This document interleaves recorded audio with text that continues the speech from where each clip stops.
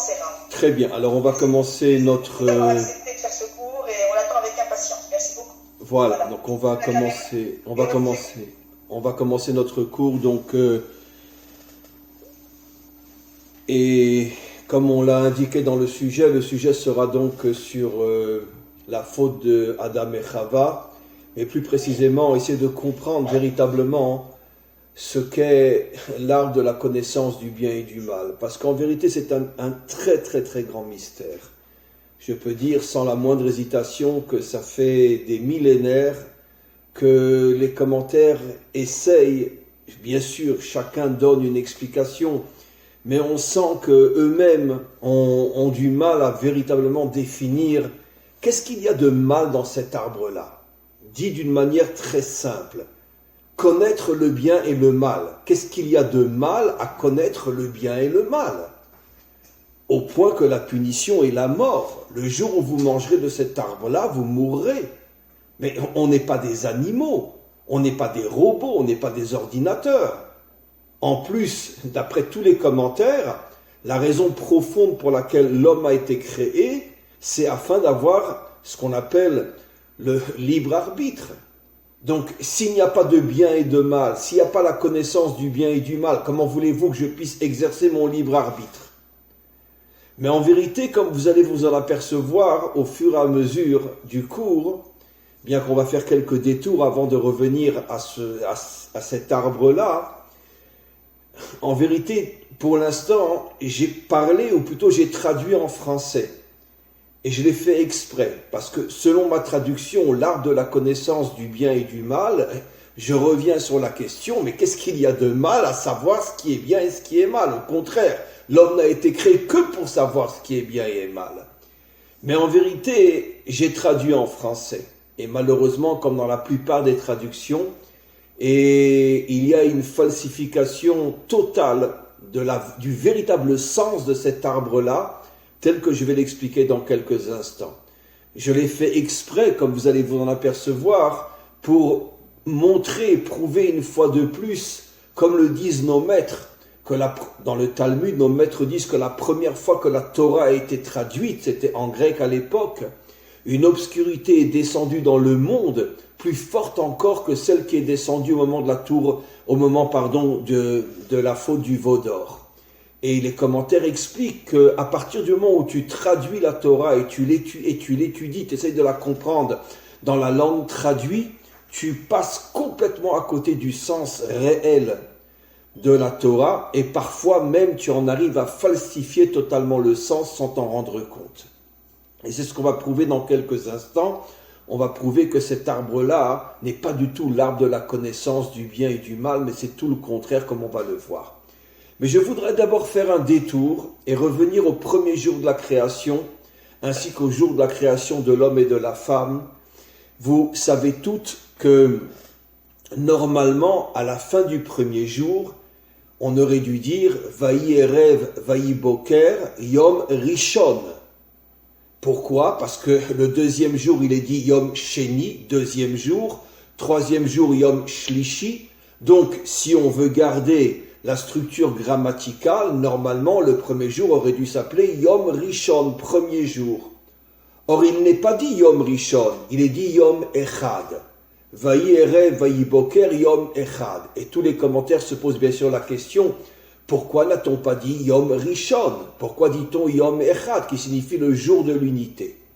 Alors évidemment, vous imaginez bien qu'une question sur la Torah, il y a une infinité de réponses, puisque la Torah est la sagesse d'Hachem, puisque Hachem est infini, sa sagesse l'est forcément aussi, et des milliards de réponses ne suffiront pas pour commencer simplement à s'approcher de la véritable réponse.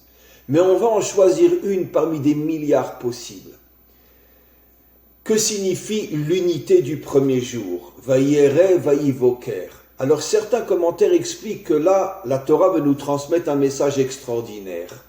Comment l'obscurité et le jour peuvent s'unir au point d'être un.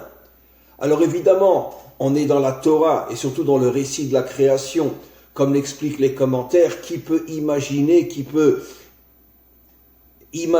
qu'on peut simplement traduire et comprendre de quoi il s'agit.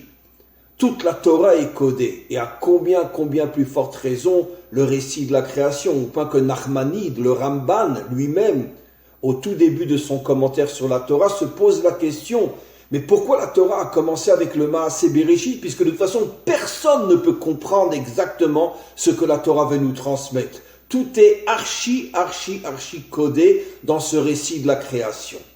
Malgré tout, de nombreux commentaires ont essayé de décoder un petit peu, et voilà une explication extraordinaire que je veux vous présenter. Que signifie l'unité entre l'obscurité et la lumière?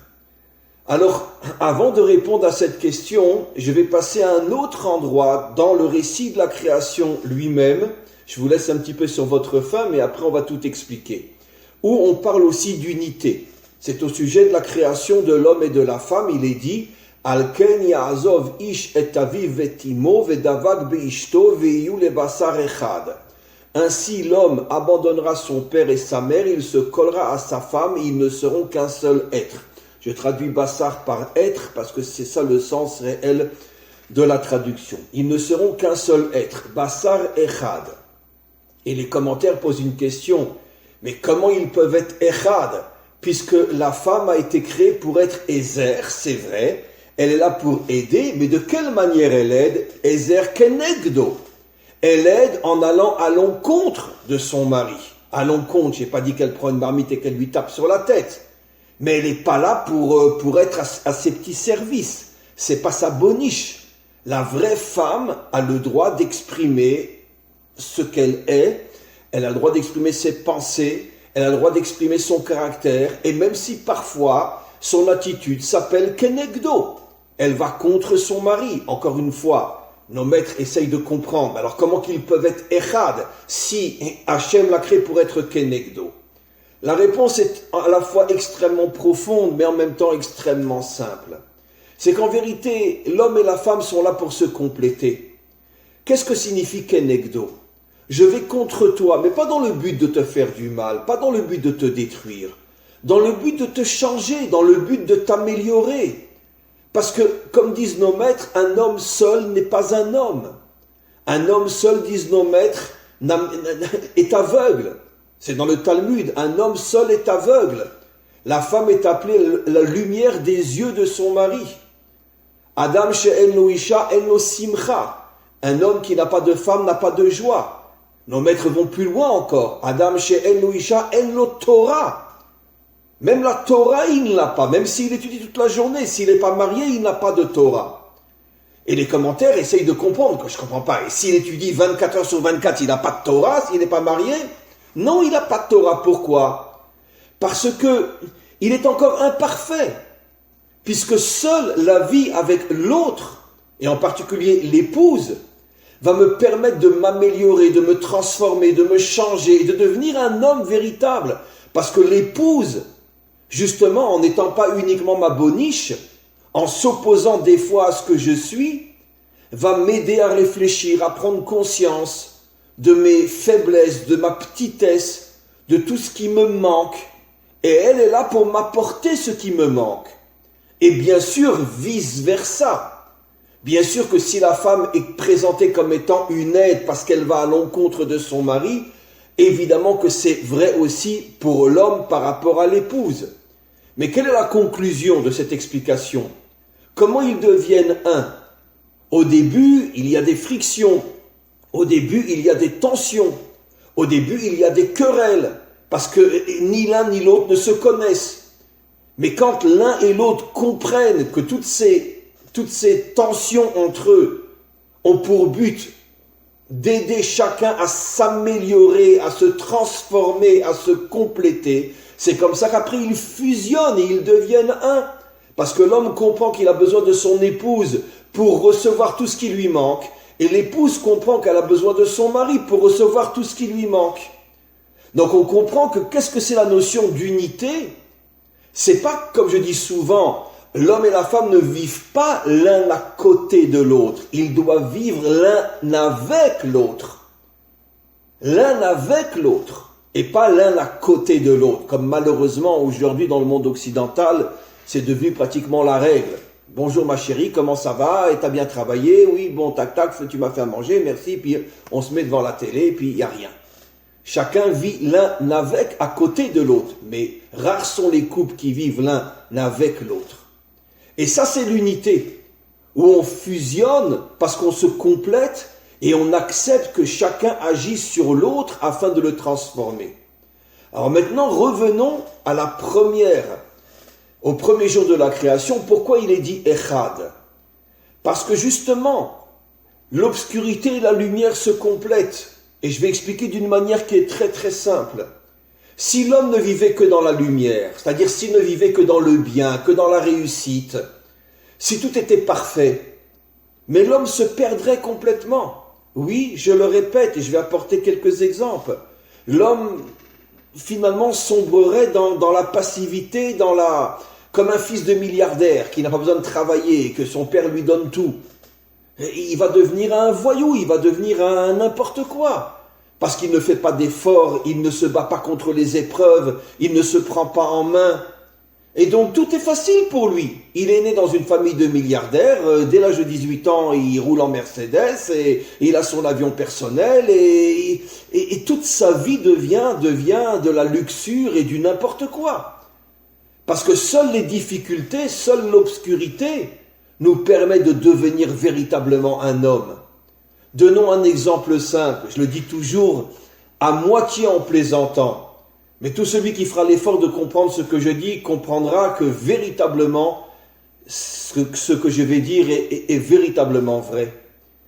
Grâce à quelle partie des nations, je pose la question, grâce à quelle partie des nations nous devons d'avoir traversé l'histoire et d'être là aujourd'hui plus forts que jamais?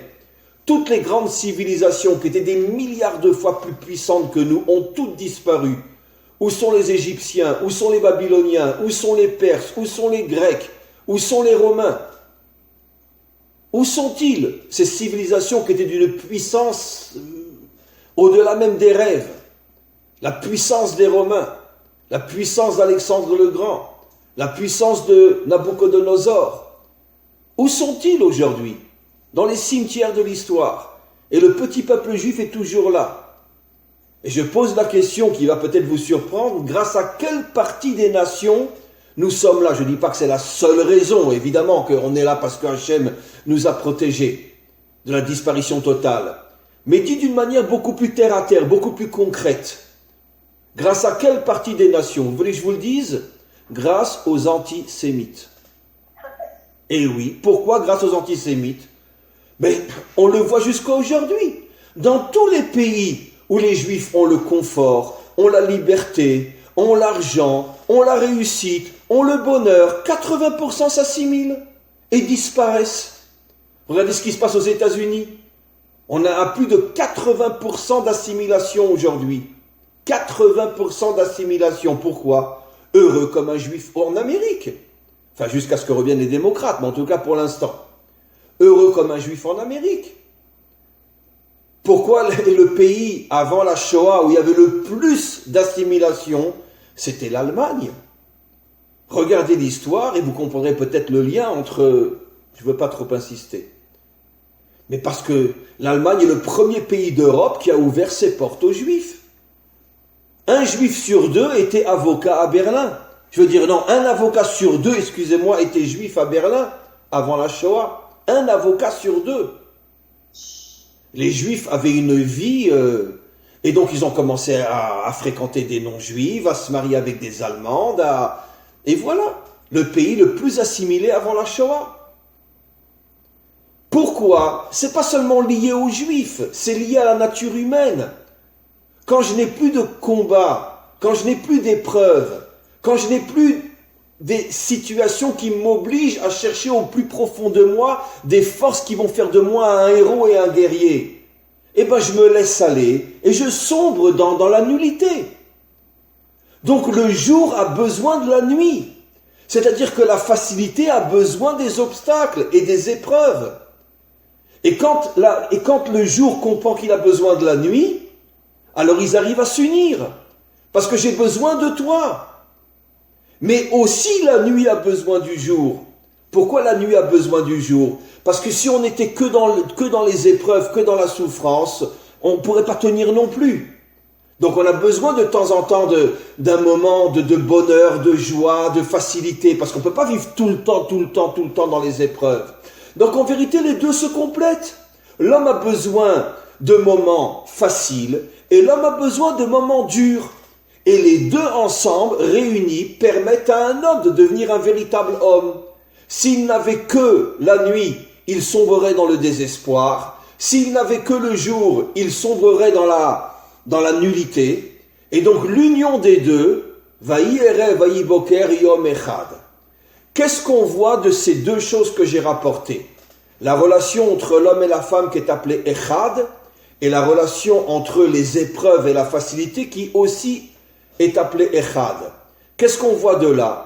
Qu'en vérité, que le travail des différences, l'homme et la femme sont différents, le jour et la nuit sont différents, c'est que chacun doit agir sur l'autre pour l'aider en le complétant et en le transformant.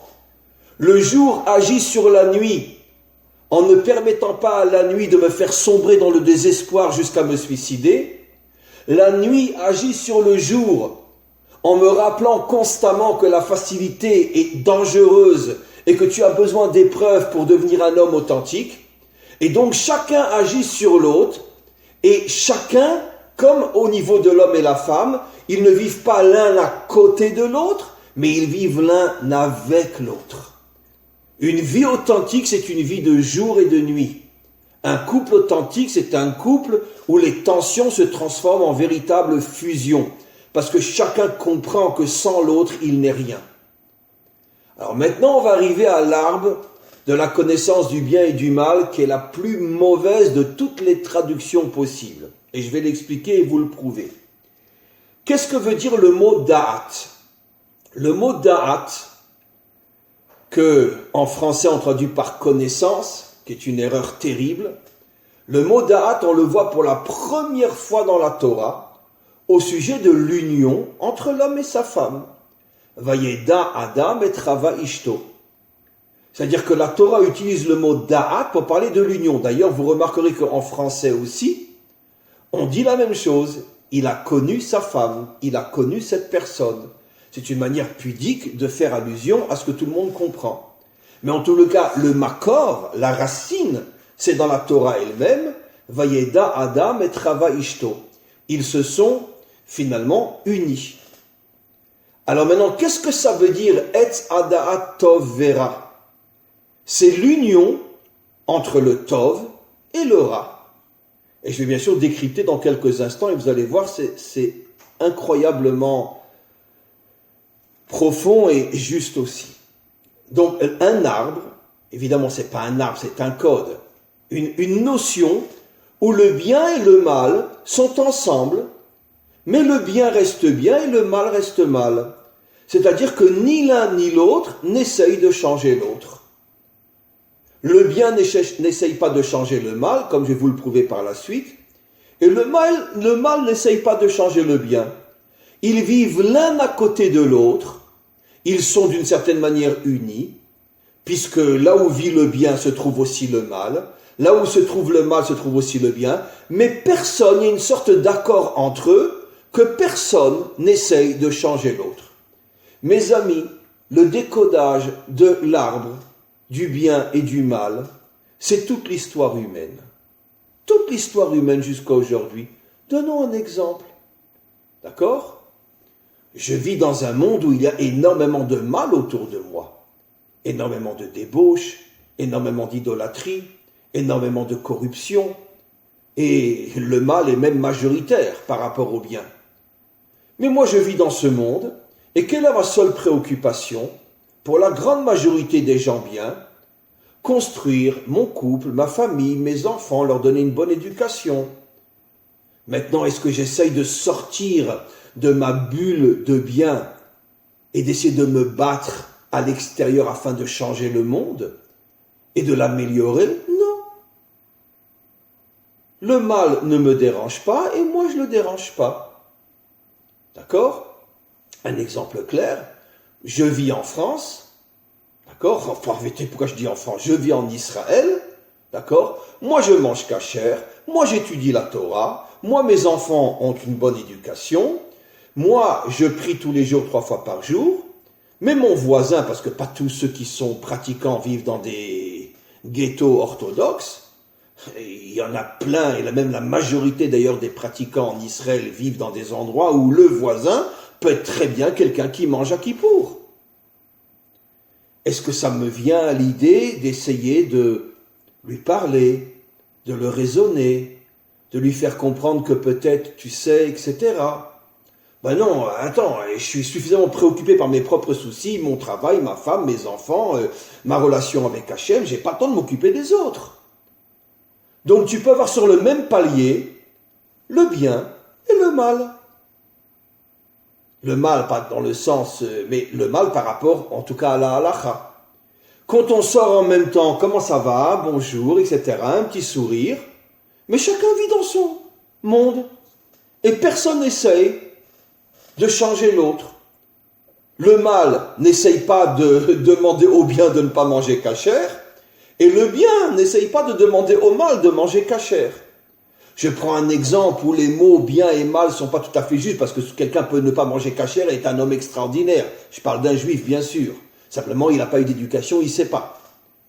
Mais on peut aussi vivre dans une ville, dans une société où on sait qu'il y a des tueurs, il y a des violeurs, et personne ne se pose la question, maintenant, qu'est-ce que je pourrais faire pour changer mon quartier? Qu'est-ce que je pourrais faire pour changer ma ville? Qu'est-ce que je pourrais faire pour changer le monde? Ça m'effleure même pas l'esprit. Je suis trop préoccupé à m'enfermer dans mon ghetto de biens.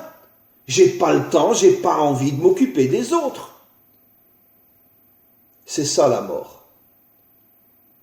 Quand cohabitent le bien et le mal, et que ni l'un ni l'autre n'essaye de changer l'autre, et je parle surtout que le bien n'essaye pas de changer le mal, comme la femme qui fait tout pour changer son mari, comme je l'ai expliqué, ou comme les épreuves qui font tout pour changer un monde de facilité et de passivité. Quand l'un n'influence pas l'autre, c'est la mort. Pourquoi? Parce que quand l'âme vit à côté du corps, mais ne vit pas avec le corps, quand le corps vit à côté de l'âme, mais ne vit pas avec l'âme, c'est ce qui nous amène à la mort. Vous savez pourquoi finalement on finit tous par mourir? Parce qu'avec toutes les nuances qu'on peut apporter du plus grand des tzadikim au plus simple des juifs, encore personne n'est arrivé véritablement à faire fusionner l'âme et le corps, que l'âme ne vit que pour le corps ne vit que pour l'âme, que la spiritualité ne s'intéresse qu'à la transformation de la matière, que la matière ne s'intéresse qu'à recevoir les lumières de la spiritualité. Personne encore n'est arrivé à ce niveau-là. Le premier qui y arrivera sera le Mashiach et qui amènera le monde à Triyat HaMetim.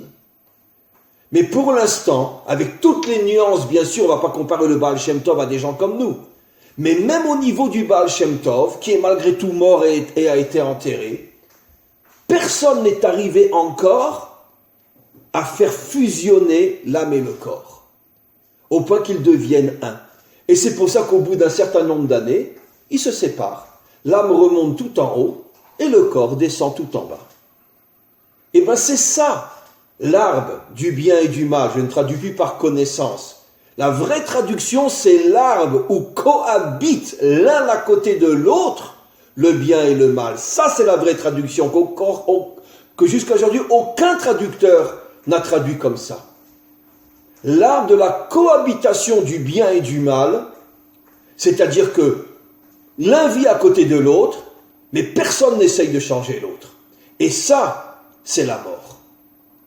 Alors maintenant, pourquoi Adam dit d'une manière extrêmement simple, pourquoi il a choisi l'arbre du bien et du mal? Pourquoi? Mais parce que c'est beaucoup plus facile de s'occuper de soi que de s'occuper des autres. C'est beaucoup plus facile de se construire soi-même que d'essayer de construire le monde. J'étudie, je prie, je fais les mitzvot, je mange kasher, je m'entends bien avec ma femme, avec mes enfants, et après moi le déluge. Qu'est-ce que j'en ai à faire, moi, du monde? Le bon Dieu s'en occupera. Le Messie s'en occupera. Mais pas moi. Pas moi. Et c'est pour ça que toute l'histoire humaine, elle est fondée sur ce principe Le bien tourne le dos au mal et le mal tourne le dos au bien. Et pourtant, ils sont dans le même monde. C'est ça. Eh bien, je vais vous donner maintenant plein d'exemples. Les deux enfants qui sortent de Adam et Chava, Caïn et Avel. Caïn est tout en bas dans la matière, Avel est tout en haut, dans le ciel. L'un ne s'occupe que de spiritualité et l'autre ne s'occupe que de matérialité. Maintenant, vous savez pourquoi Caïn a tué Avel? Là aussi, quand on n'étudie pas profondément la Torah, on reste avec, jusqu'à aujourd'hui, depuis 4000 ans, avec une vision complètement faussée de ce qui s'est passé. On voit Caïn, le méchant, le tueur, etc. Non, je ne dis pas que c'est pas un méchant, que c'est pas un tueur. Mais il faut savoir que Avel avait une sacrée responsabilité. Parce que nos maîtres nous disent que tous les jours, Avel humiliait Caïn. Parce que lui, comme c'était un homme très spirituel, très religieux, alors il regardait Caïn de très haut, et il lui disait avec un petit pincement d'humour, « Alors, qu'est-ce que tu as fait aujourd'hui? Tu t'es occupé de tes vaches, tu t'es occupé de tes chevaux, tu t'es occupé de tes chiens? Ben, tu sais, moi, j'étais toute la journée avec Dieu. » Et Caïn sentait très très bien, c'est pas moi qui le dis, c'est des commentaires. Caïn sentait très très bien que Avel l'humiliait. Et nos maîtres disent, mais qu'est-ce qu'il aurait dû faire, Avel? Il aurait dû tous les jours dire à son frère, mon frère, viens on s'assoit ensemble, viens on va étudier quelque chose ensemble, viens on va parler du monde ensemble, laisse-moi t'expliquer ce que je suis et ce que je voudrais que tu sois. Non, Avel était tout en haut, il tournait le dos à son frère. Caïn était tout en bas et il tournait le dos à son frère. Et quand Caïn ne pouvait plus supporter les insultes déguisées de son frère qui le prenait pour un animal, il l'a tué. C'est lié aussi au fait qu'il voulait sa sœur, peu importe, mais ce que je dis, c'est ce que les commentaires disent. C'est dans le Midrash Rabbah, entre autres, que tous les jours, Avel humiliait son frère au lieu de l'aider à se transformer. Caïn et Avel sont le symbole, tout de suite après la faute, de ce que c'est l'arbre du bien et du mal. Avel vit à côté de Caïn, Caïn vit à côté d'Avel, mais personne n'essaye de créer l'union entre eux. C'est le monde jusqu'à aujourd'hui. Allons plus loin, mes amis. Noach. Noach. Est-ce que vous savez ce que le Midrash dit sur Noach? Hachem, il vit dans un monde entièrement corrompu. Mais lui, c'est un tzaddik authentique. Le bien à côté du mal. Vous croyez qu'il essaye de changer son monde? Non, pas du tout. Et moi, et moi, et moi. Hachem lui dit, fais-toi une arche, je vais détruire le monde entier. Vous voyez Avel dire quoi? Comment? Mais c'est pas possible, tu peux pas détruire le monde entier, mais enfin, laisse-moi essayer de les changer. Rien du tout. Il prend son marteau, il commence à construire son arche. Et il met dedans toute sa famille. Après moi, le déluge, comme le dit si bien la phrase française. Et moi, et moi, et moi. Et pourtant, c'est le bien. Regardez ce que dit le Midrash. Vous allez être choqués pour celles qui ne le connaissent pas. Après 1 an de déluge, il sort de l'arche, il ouvre l'arche et il voit un monde rasé. À ce moment-là, il se tourne vers Hachem, c'est dans le Midrash Rabbah, et il dit à Hachem, mais comment tu as pu faire une chose pareille? Après que c'est fait, il lui dit ça. Hachem lui dit, Shatia bar Shatia. Excusez-moi la traduction en français, imbécile, fils d'imbécile. C'est maintenant que tu poses la question? Mais il fallait me poser la question avant que j'envoie le déluge. Shatia bar Shatia. Ça veut dire choté, ben choté. Fou, fils de fou. Voilà comment Hachem l'appelle. C'est maintenant que tu t'étonnes. Mais où tu étais quand je t'ai dit de faire l'arche? L'arche, tu l'as fait pendant des années, des années et des années. Tu as pris un moment pour aller vers le monde et essayer de le changer? Non, tu t'es occupé de te sauver. Voilà ce que c'est l'arbre du bien et du mal. Maintenant, mes amis, on va commencer à parler de ce qu'est le tikkun du bien et du mal. Avraham, Yitzhak et Yaakov. Pourquoi Avraham a été choisi? Je vais poser la question différemment. Et je vais y répondre. Pourtant, à l'époque d'Abraham, vivaient des tzadikim innommables dans leur grandeur, qui étaient eux-mêmes les maîtres d'Abraham. Noach a été le maître d'Abraham jusqu'à ce qu'Abraham ait 52 ans. Puisque Noach a connu Abraham, d'après tous nos maîtres. Et Abraham a fréquenté Noach jusqu'à l'âge de 52 ans. Et pourtant, Noach, c'était quand même pas n'importe qui. Après Noach, quand Noach est mort, quand Abraham avait 52 ans, il est parti, Abraham, apprendre chez Shem et Ever. Shem et Ever ont aussi été les maîtres de Yitzhak et de Yaakov, comme on le sait. Alors pourquoi Hachem choisit Abraham qui n'est que l'élève de Shem et Ever? Pourquoi n'a-t-il pas choisi Shem et Ever? On a des centaines de réponses, mais l'une d'entre elles, la plus belle, quand on verra plus tard que Yaakov va aller apprendre dans le Beth Midrash de Shem et Ever, il est marqué, Rashi nous dit, Itmin et Tatzmo bebet Midrasho shel Ever. Mot à mot, il s'est caché dans le Beth Midrash de Ever. Beaucoup posent la question, pourquoi on utilise l'expression Itmin et Tatzmo? Itmin, ça veut dire qu'il s'est caché, mais au point que personne ne sait où il est. Certains commentaires répondent et disent, parce que Shem et Ever avaient posé une condition. Tu veux rentrer dans mon centre d'études, tu te déconnectes totalement de ce monde, au point que plus personne ne sache où tu es. Tu te déconnectes complètement de ce monde. Tu viens dans un autre monde, le monde spirituel, et tu tournes le dos au monde matériel. Que le monde matériel, après moi le déluge.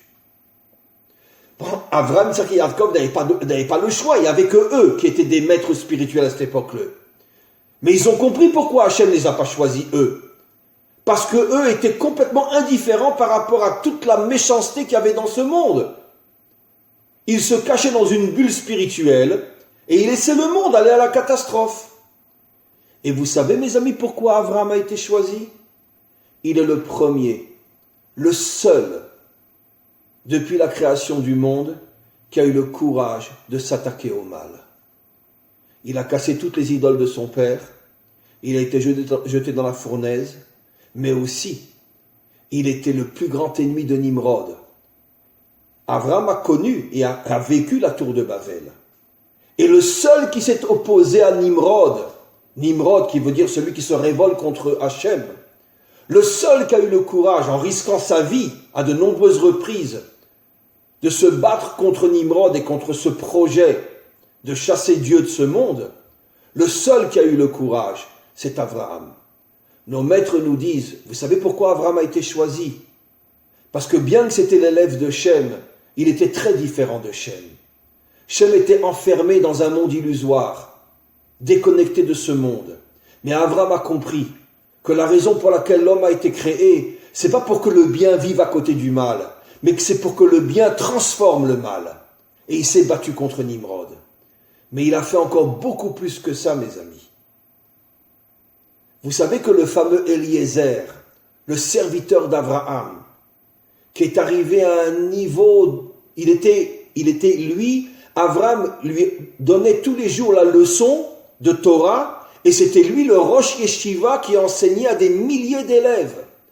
C'était lui le représentant spirituel d'Abraham dans sa yeshiva, disent nos maîtres. Rashi le dit aussi. À partir d'un certain âge, Abraham n'avait peut-être plus la force d'être tous les jours devant des centaines ou des milliers d'élèves. Il transmettait le cours à Eliezer et Eliezer le transmettait aux élèves. C'était pas seulement son représentant spirituel, c'était aussi son représentant matériel, comme on le sait. Abraham lui avait confié toute sa fortune, ça veut dire qu'il avait une confiance absolue en lui. Est-ce que vous savez, d'après de nombreux commentaires, qui était Eliezer? C'était le fils de Nimrod. Le fils de Nimrod, oui. Il y a différents commentaires, vous savez, dans la Torah, il y a des marloquettes. Mais je prends d'après l'avis qui m'intéresse. C'est marqué entre autres dans le... Je ne me rappelle plus ce livre-là. Bon, peu importe. En tout cas, cherchez, vous verrez. C'était, d'après de nombreux commentaires, le fils de Nimrod. Pourquoi Abraham s'est attaché au fils de Nimrod? Mais parce qu'il voulait pas seulement détruire Nimrod, il voulait transformer Nimrod, si pas lui, au moins s'aligner. Et vous savez que d'après le Hari Akadosh, Eliezer, après, est revenu en tant que... Il a eu plusieurs Gilgulim où il est revenu, où il est né à l'intérieur du peuple juif. Et l'un de ses plus grands Gilgul, c'est qu'il a été Rabbi Eliezer Agadol, le grand Tana Rabbi Eliezer. Était le Gilgul du fameux Eliezer, le serviteur d'Abraham, l'un des plus grands Tana de la Mishnah.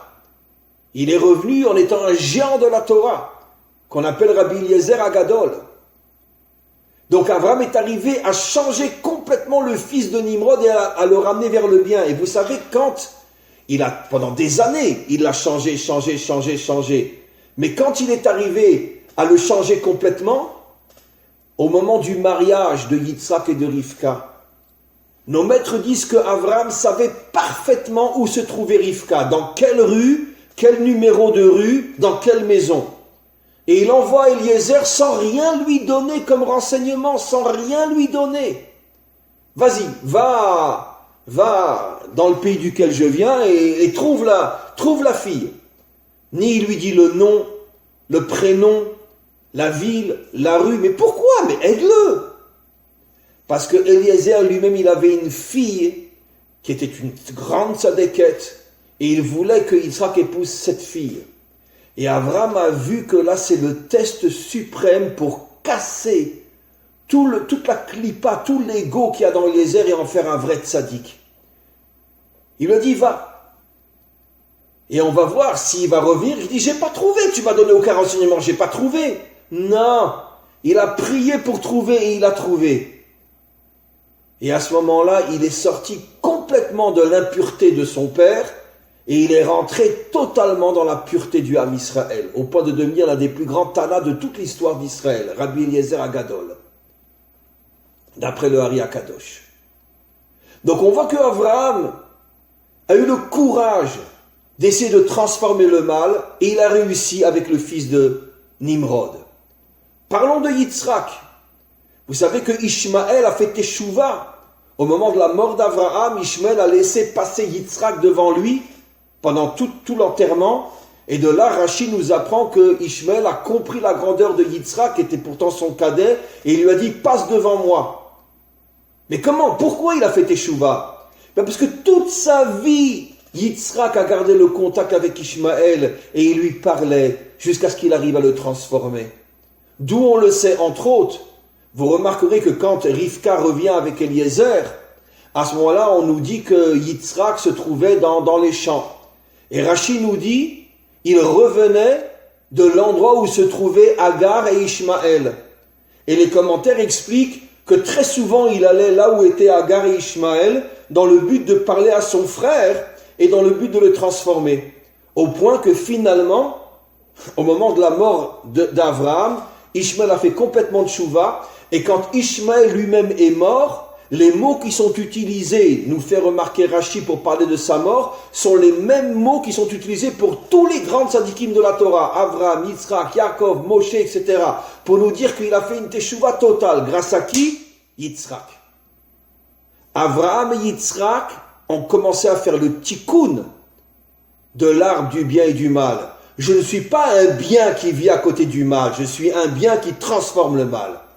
Et Acharon Chaviv, parmi les trois pères, Yaakov.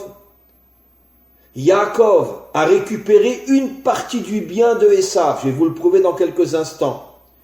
Il a essayé de transformer son frère. Il ne l'a pas transformé complètement, mais malgré tout, il est arrivé à prendre et à faire rentrer en lui une partie du bien qui était dans Esav. On l'apprend entre autres du verset qui dit « Akol kol Yaakov ayadaim yede Esav ». Il y a plusieurs explications sur ce verset, mais une des explications, c'est qu'il est arrivé à prendre les mains de Esav avec la voix de Yaakov. C'est-à-dire son intériorité était Yaakov, mais son extériorité était Esav. L'une des plus grandes preuves que nos maîtres rapportent, c'est dans son fameux mariage avec Léa. Rashi nous dit clairement que Léa était destinée à Esav. Et on sait clairement que c'est Hachem qui est Mezavek Zivugim. Personne ne peut intervenir, c'est Hachem qui fait le mariage. Tous les commentaires posent une question énorme. Mais comment Hachem a laissé Lavan amener sa fille à Yaakov, alors qu'elle est le Zivug de Esav? Et les commentaires du Sod, entre autres dans le Zohar, répondent d'une manière fabuleuse.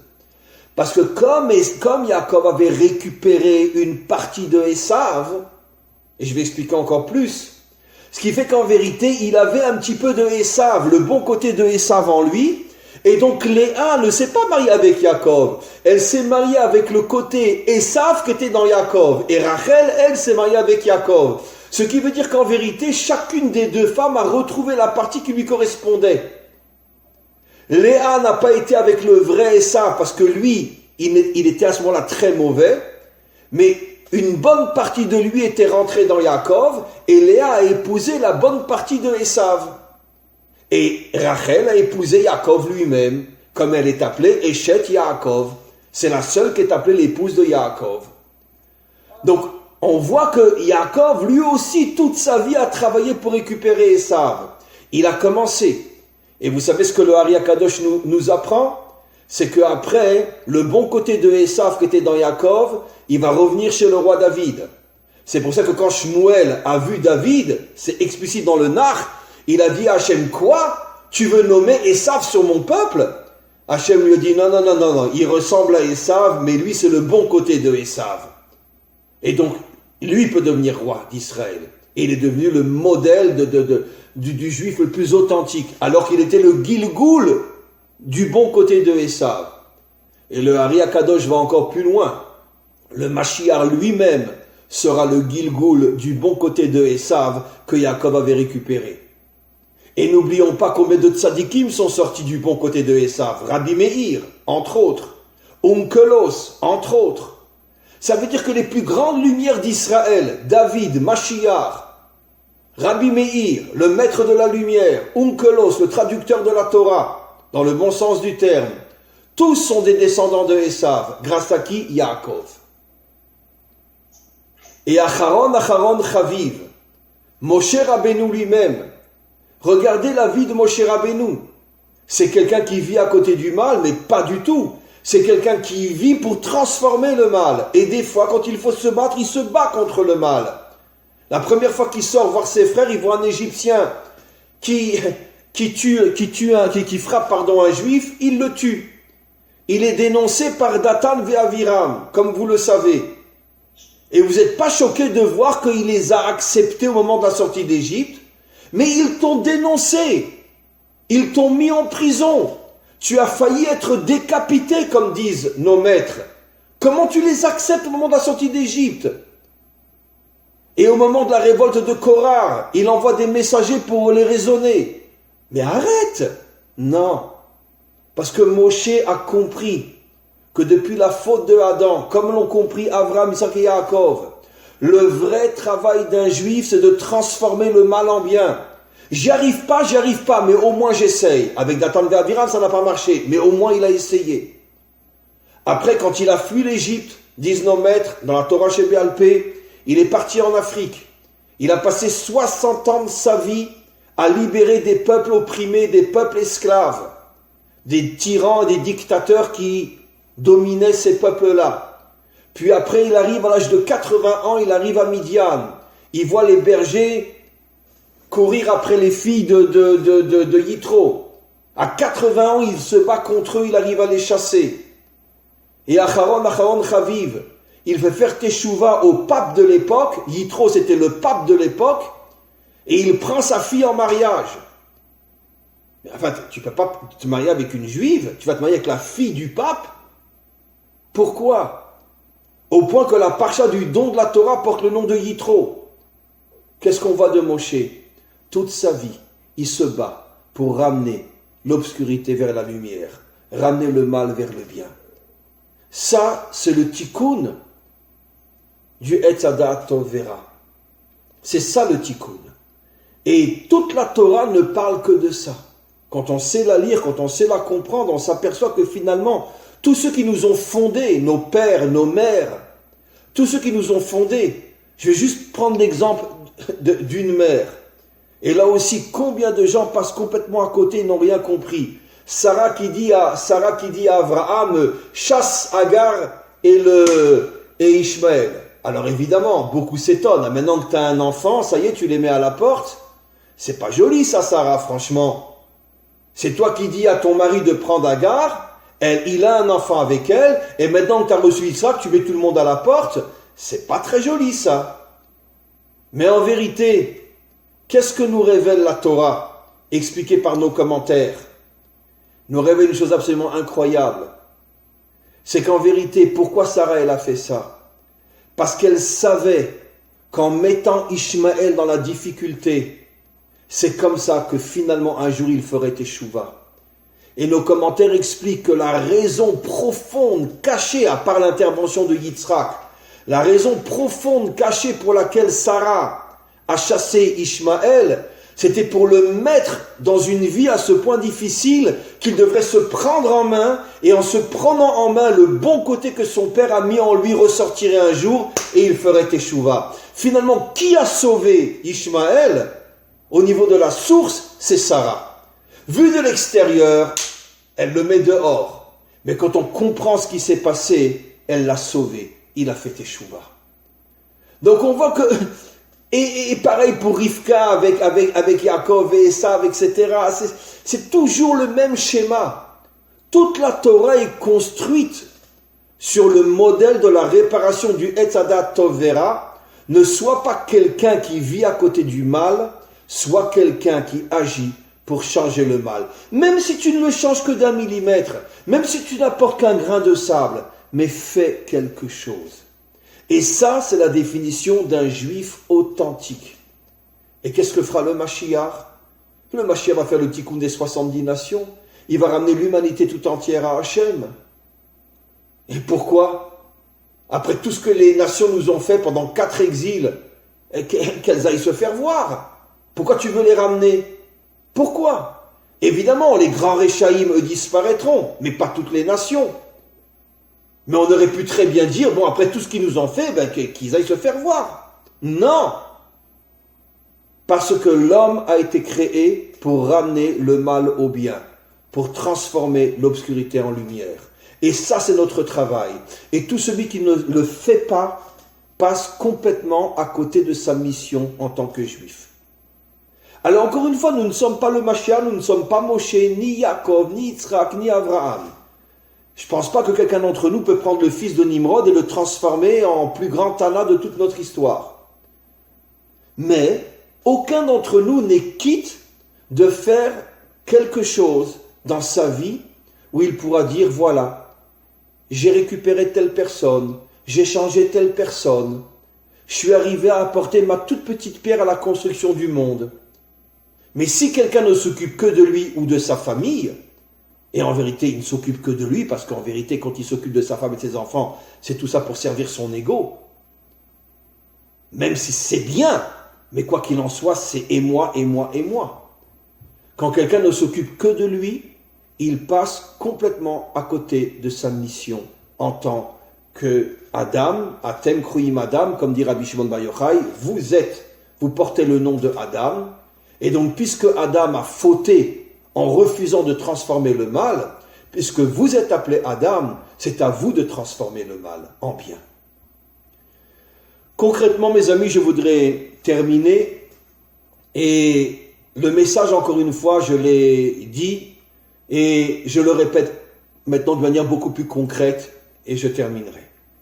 Chacun d'entre nous, et Dieu sait que ce n'est pas les challenges qui manquent, chacun d'entre nous a le devoir de faire du bien à l'extérieur de sa propre maison. Même si on investit beaucoup, et c'est tout à fait normal et tout à fait juste d'investir dans son couple, d'investir dans sa famille, dans sa construction personnelle, l'étude, la prière, le kiyum mitzvot, bien sûr que c'est important. Mais ça ne doit jamais être exclusif. Chacun d'entre nous a le devoir d'ouvrir les yeux sur le monde qui l'entoure, de regarder le mal qui est autour de lui, et de se poser la question, qu'est-ce que je pourrais faire pour apporter ne serait-ce que mon grain de sable à la construction du monde. Et si je peux apporter un caillou, c'est encore mieux. Une pierre, c'est encore mieux. Un mur, c'est encore mieux. Et pourquoi pas construire toute la maison, si j'en ai la force. Et aujourd'hui, ne me dites pas qu'on ne sait pas quoi faire. On peut faire du chesed, on peut aider des pauvres, on peut faire teshuva à des gens, en leur parlant, en leur expliquant. C'est pas aujourd'hui les sujets qui manquent. Combien de gens autour de nous ne sont pas shomer Torah et mitzvot? Combien de gens autour de nous n'ont pas de quoi manger? Dans d'autres domaines, Shlom Bayit.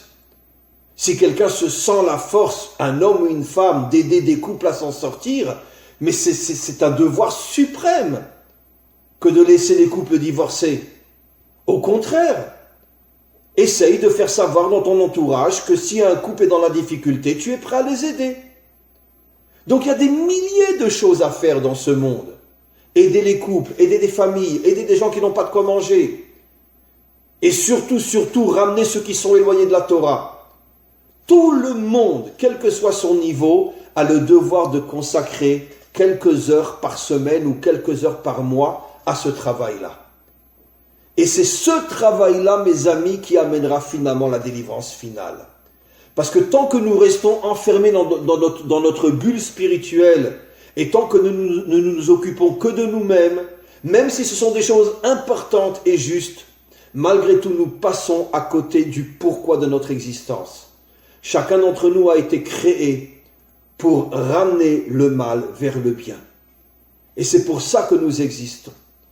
Be'ezrat Hashem, que nous puissions prendre ce message très très très fort à l'intérieur de notre conscience, à l'intérieur de notre âme, et que Be'ezrat Hashem, pour tous ceux qui n'ont peut-être pas encore commencé ce projet-là, il n'est jamais trop tard, et qu'à partir d'aujourd'hui, on se fixe plusieurs moments dans notre vie où on ne s'occupe que d'une seule et unique chose, qu'est-ce que je fais pour changer le monde?